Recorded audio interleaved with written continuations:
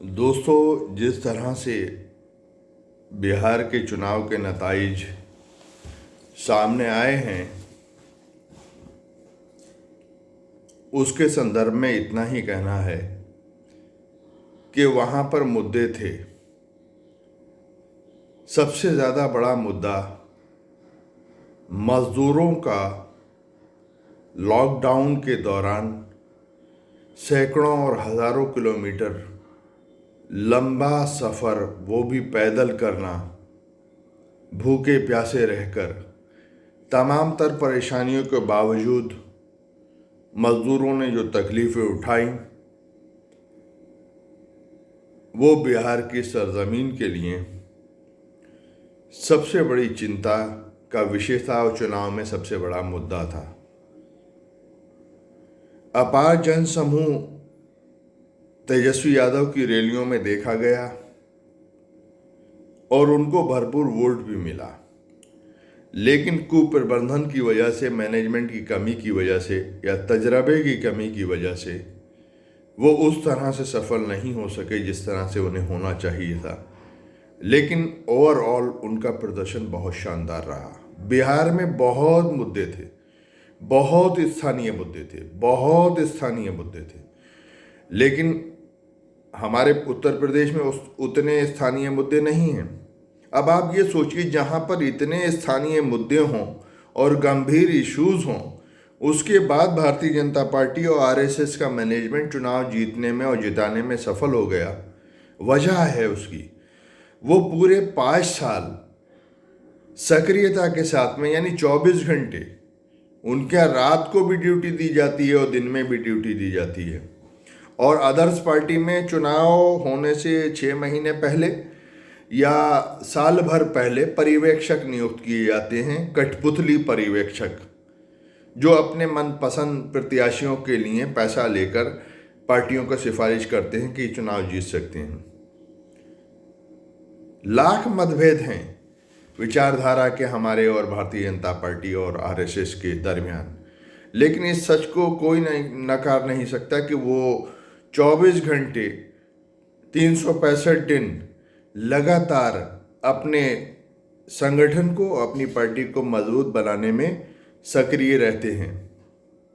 उसी का नतीजा भी है भाई, प्रबंधन अच्छा बनाएंगे, चुनाव भी जीतेंगे।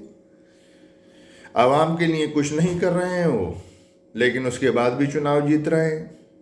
इसका मतलब ये है कि उनका मैनेजमेंट ज़बरदस्त शानदार है।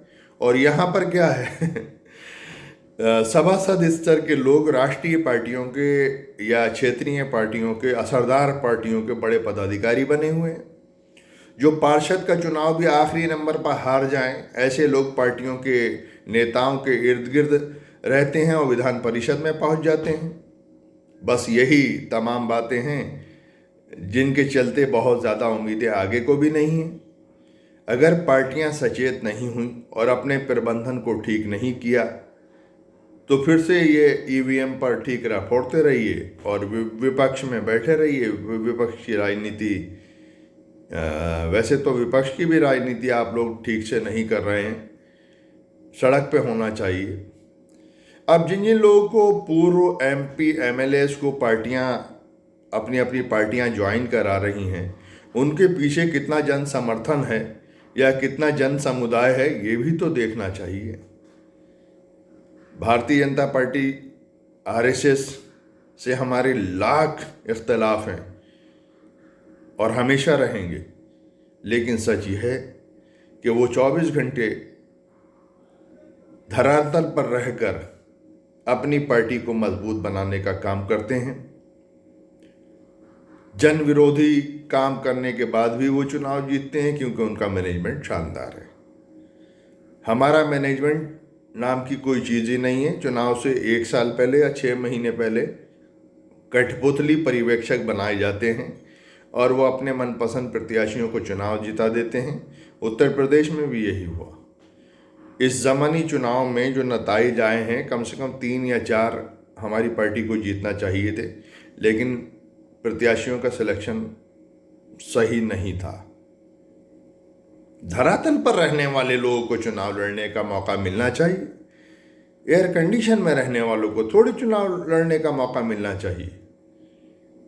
इसी तरह से नाकामियां आपका भविष्य बनती रहेंगी और ईवीएम पर ठिकरा फोड़ते रहिए, वैसी पर ठिकरा फोड़ते रहिए।